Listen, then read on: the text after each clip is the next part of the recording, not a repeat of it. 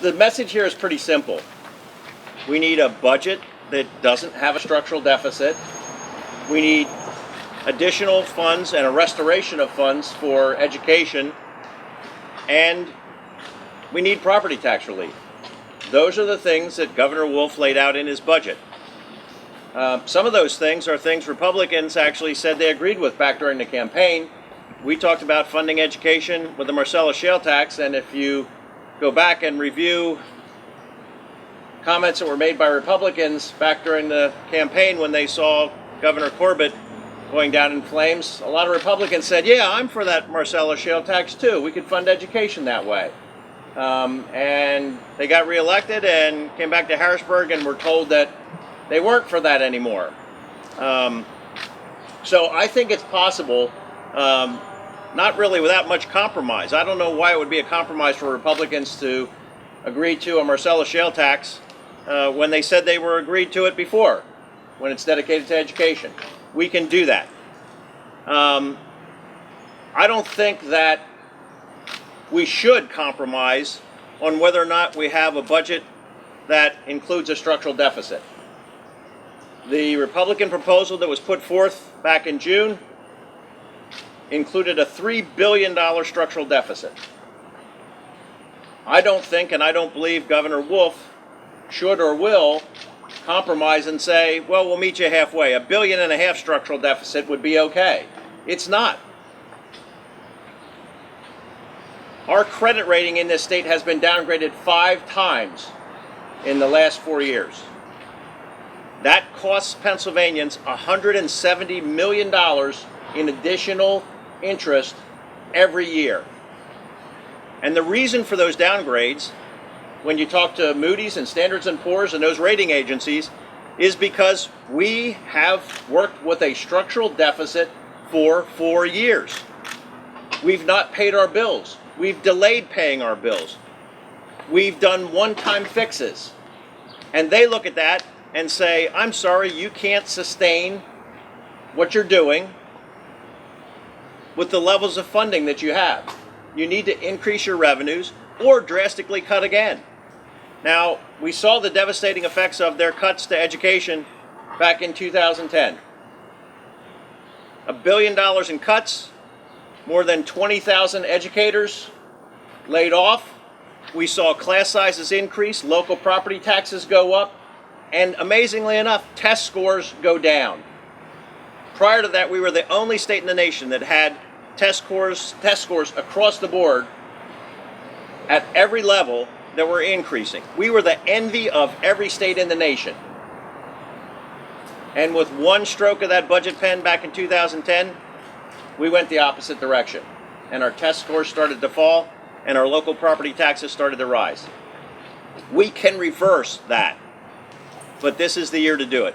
And we need cooperation from our Republican colleagues in order to make that happen. We're not asking for anything extraordinary here. They've talked about property tax relief. We even said we might go along with their property tax relief plan. They said, oh, well, actually, we're not really interested in property tax relief. We said we want a Marcellus shale tax for education. They said, well, we thought we wanted a Marcellus shale tax for education. Now we're not so sure about that. And we said we want a budget without a structural deficit, and they claim that it doesn't have one, even though Moody's and Standards & Poor's and other rating agencies say that it does. So, you know, it's sort of, as one newspaper put it, fantasy land on their part, and we'd like them to come back to reality and start negotiating in good faith. So I'm going to turn it over now to Representative Patty Kim, and we'll have the other members make some comments. Thank you. Thank you, Chairman. Again, my name is Representative Patty Kim, and I represent the 103rd District. In March, Governor Wolf presented us a balanced budget proposal that didn't rely on one-time revenue sources or accounting gimmicks. It addressed many of the needs that we hear about from our constituents every day: a better investment in public education and a substantial reduction in property taxes. I was excited to vote for this budget that would also create jobs, fix our structural deficit, and restore human services cuts, but I never got that chance. The budget that passed the House and Senate was nothing like what Governor Wolf had proposed. As a result, he promptly vetoed it when it reached his desk. I supported the governor's veto because the Republicans' budget which was crafted without any Democratic input, would have set Pennsylvania back and pushed our credit rating down. The Republican majority fast-tracked a budget based on math that simply didn't add up, also did nothing to reduce property taxes, and once again, is severely underfunded public education. We are here today because we are fighting for a responsible budget that serves the residents of Pennsylvania. We don't want to operate every year by cobbling up one-time fixes that might balance the budget. I want to find solutions that invest in the long-term health of this great Commonwealth. We need new resources and sources, reliable revenue, like a natural gas severance tax that will bring much-needed funding to our public education system.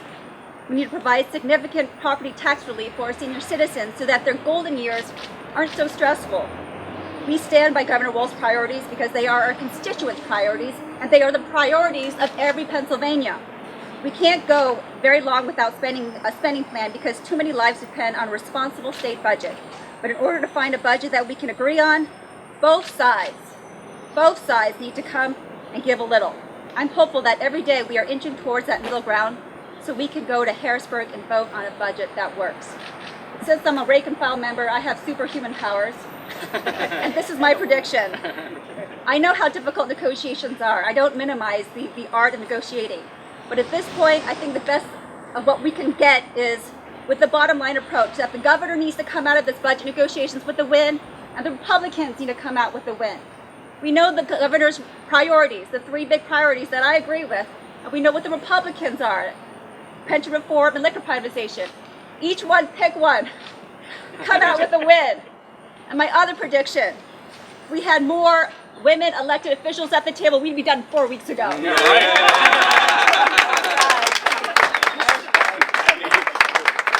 Thanks. Representative Rossi? I don't know how to follow that, but she's probably right, and my wife would agree on that as well. You know, I came down from Berks County today to stand with my colleagues because this is really important that we need to get this done. You know, as a business owner back in Berks, and somebody who knows what predictability means in a business, and I look at the state in the same way as a business. Predictability. We need sustaining, predictable revenues if we are ever going to invest in Pennsylvania and grow the 10th largest economy in the world. And someone who considers himself fiscally responsible, you know, I'm not afraid to stand up here and say the Republicans are not only wasting time, but they're wasting the taxpayers' money. Every day that we're not in Harrisburg voting on this budget, there are groups out there, especially in my district, that are going to be hurting. Now, some of the important things for my people back in Reading, of course, are the property tax reform. Like the chairman said, we hear the other side talking about how important that is to them, and it doesn't get done. It's not in their budget. We hear how important the severance tax is. It's not in their budget. Educational funding, to me, that's probably one of the most important things for my students in the Reading School District. We need to give them the tools they need to succeed. My message to the Republicans are, take out your mouthpiece and actually start doing something. Mean what you say. If you're going to talk the talk, walk the walk. Get up to Harrisburg. Let's get this budget done for the people of Pennsylvania. They elected the governor because he had a new agenda. He had a new direction for the people. And here we are voting on the 5th straight Corbett budget. If the people wanted that budget, they would have elected Corbett for a second term. The people of Pennsylvania said no. Now it's time for the Republican legislature in the House and the Senate to step up and get this budget done. And if the people of Pennsylvania see that they're not doing this, they need to vote them out of office, and then let's move this state forward with new people that are willing to step up and compromise. So I just want to say thank you for my colleagues for coming out here today. We need to get this budget done. Thank you. Thanks, Representative Rossi. I want to thank, first and foremost, I'd like to thank the chairman of the policy committee, Mike Sterler, Representative Sterler, for hosting this today, for having us over here, for bringing all of us together. I'd also like to thank some of our other elected officials that are with us. We have obviously our mayor, who will be speaking briefly. We have our York City School Board members, several of which are here. Our school board president, Margie Orr. Also school board members Lois Garnett and Michael Miller are with us. As well, we have our Chief Recovery Officer for the York City School District, Dr. Carol Saylor, with us too. Really want to thank her. Her work has been very significant and integral over these last couple months, as she has assumed a lot of the duties of doing a lot of the rebuilding that is necessary for York City School District. I'd like to thank our City Council Vice President, Henry Nixon, for being here as well, and of course our York City School District for hosting us here. As was alluded to in November of this past year, Governor Tom Wolf was elected historically. It was historic in that he was the first to unseat an incumbent governor in modern Pennsylvania history. It was also one of the first gubernatorial campaigns in modern Pennsylvania history where education was the #1 issue. And I would argue that Governor Wolf was very forthright through his candidacy in saying that he proposed enacting a severance tax on the natural gas industry. He proposed restoring some of those funding cuts. He has been very forthright with Pennsylvanians, yet still Pennsylvanians overwhelmingly elected him. They supported that agenda. He promised a fresh start, and that's what we are trying to give Pennsylvania. Governor Wolf's budget is also a clarion call for Pennsylvania. It is by Pennsylvanians for Pennsylvania. I'd like to offer a bit of a different aspect to consider as we deliberate these budget negotiations. And too often in politics, our long-term view is sacrificed for short-term political points.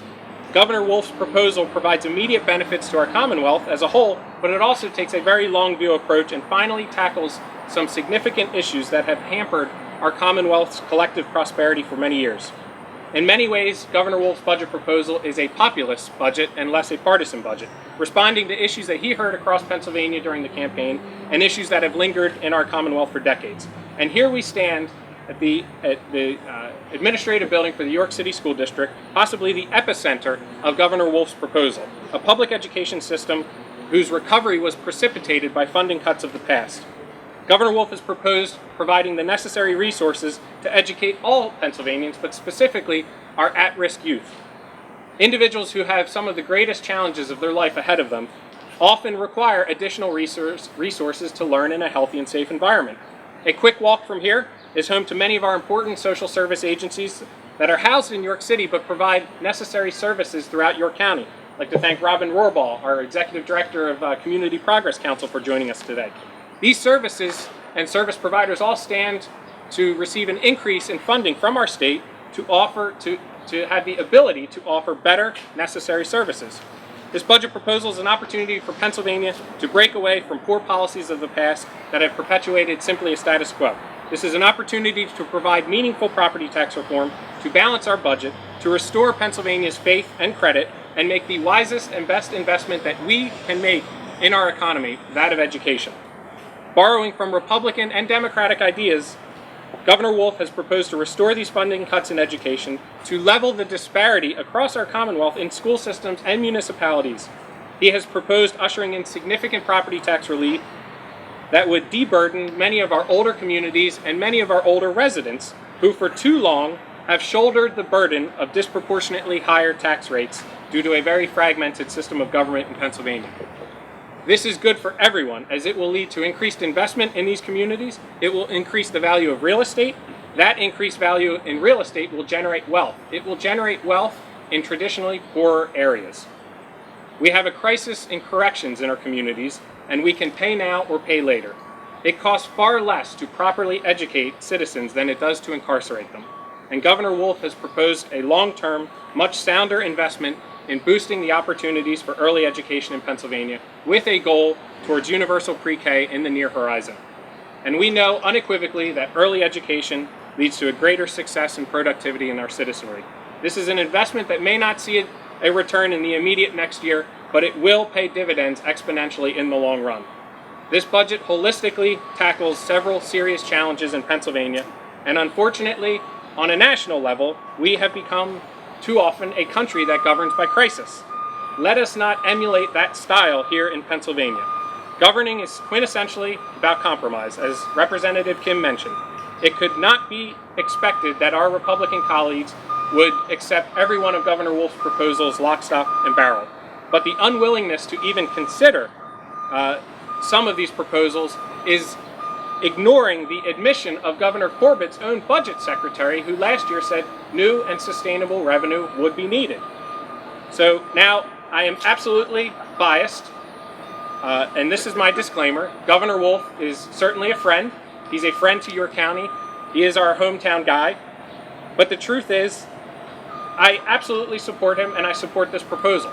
I support him personally as a friend, but I can also say that I know him and know that he is not just doing this for ideology. He is doing this because he truly believes that this is in the best interest of Pennsylvania.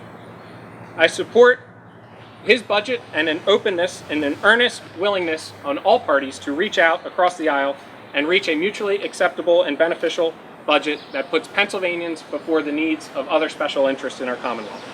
Thank you very much, and it is my pleasure to introduce our very excellent, wonderful Mayor Kim Bracey. That's the governor.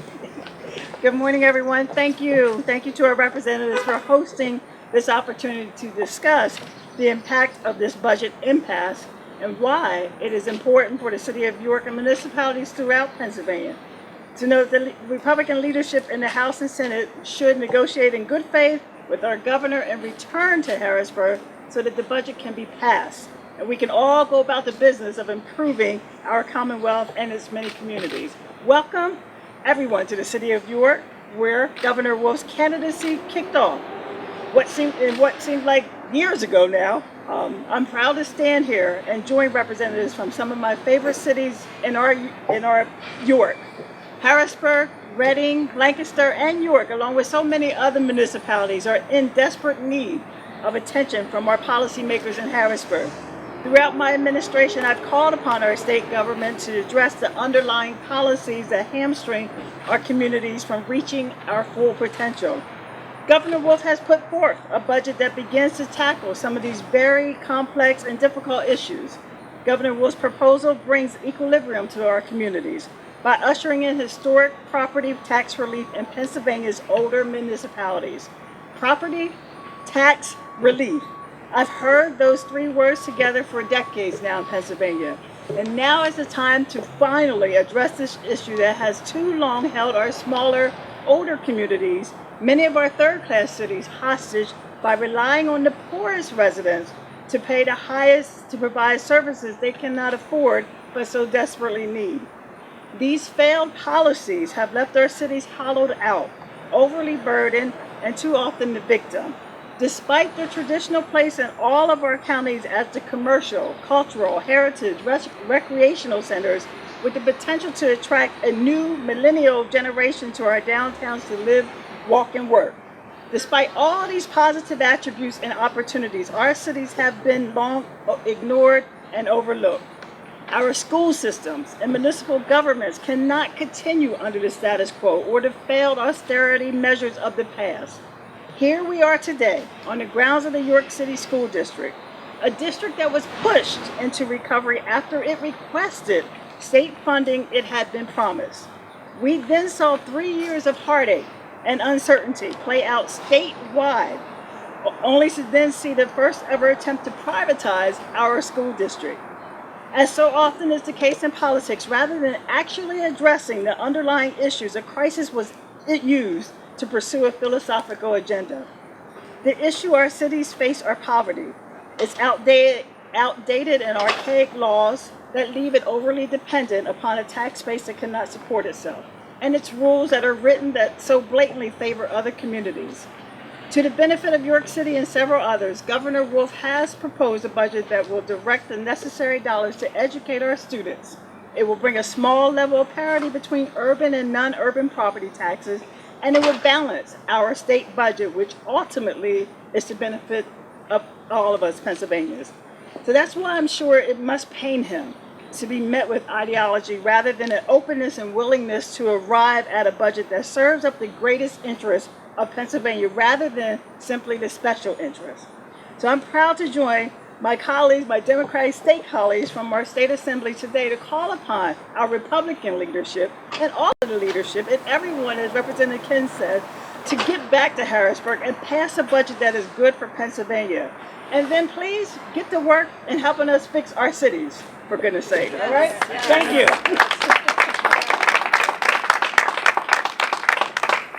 I'll just wrap it up here.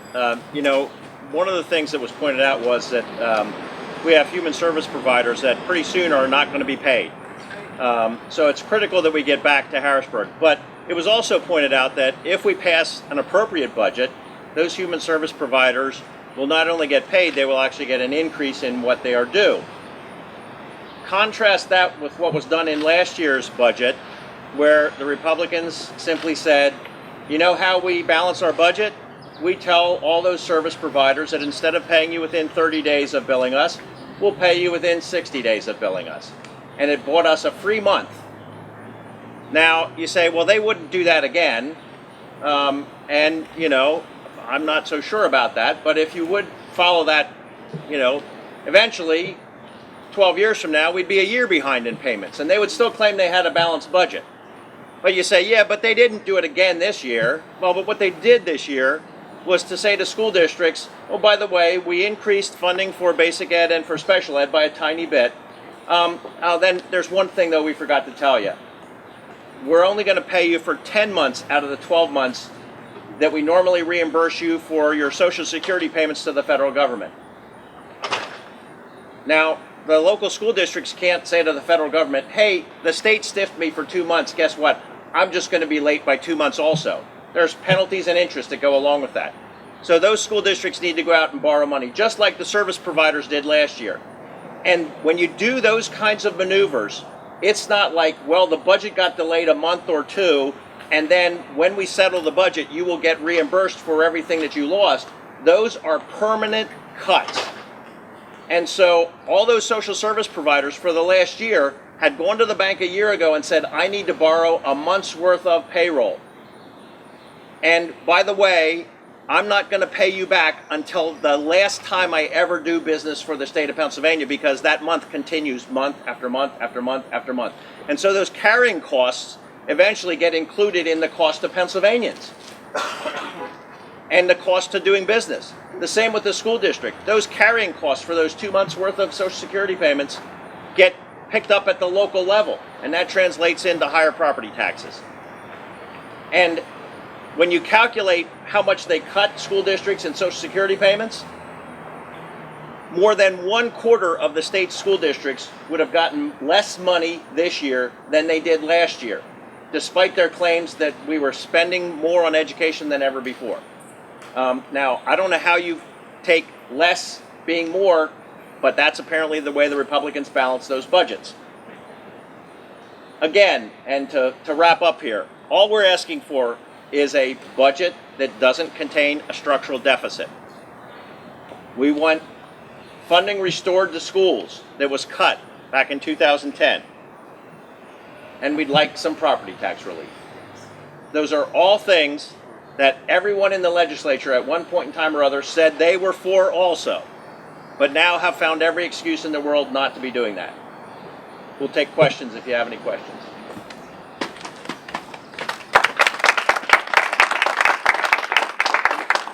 Do you think there's going to be a need for a stopgap budget? Well, here's the only concern with the stopgap budget. We have a structural deficit right now, and the budget that the Republicans proposed has an even bigger structural deficit. So if we do a stopgap budget, we've determined that those things that are absolutely essential right now, we will provide some dollars for. But that's not a holistic approach to it. So now I've spent part of the money, and now I have to decide, okay, how do I get out of my structural deficit? I'm spending again into a structural deficit. And I think it makes sense to do this in a holistic approach. I mean, if the Republicans say they aren't willing to raise taxes at all, at some point in time, somebody then has to agree to make cuts somewhere. Well, if you've already passed a stopgap budget to say you're going to fund some things, and then you're going to cut somewhere else, you know, the only thing that they haven't agreed on right now is education. I mean, are we going to cut education another $1 billion, or $2 billion, or $3 billion, which is what their structural deficit is? So at some point in time, if you don't approach this from a holistic standpoint, it really doesn't make sense. That is not good business. You don't see businesses running around saying, oh, guess what, I'll pay my one vendor and I'll short the other two, and the bank will surely fund me later on. You know, it doesn't happen.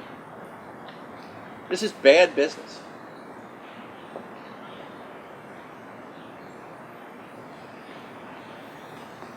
Any other questions?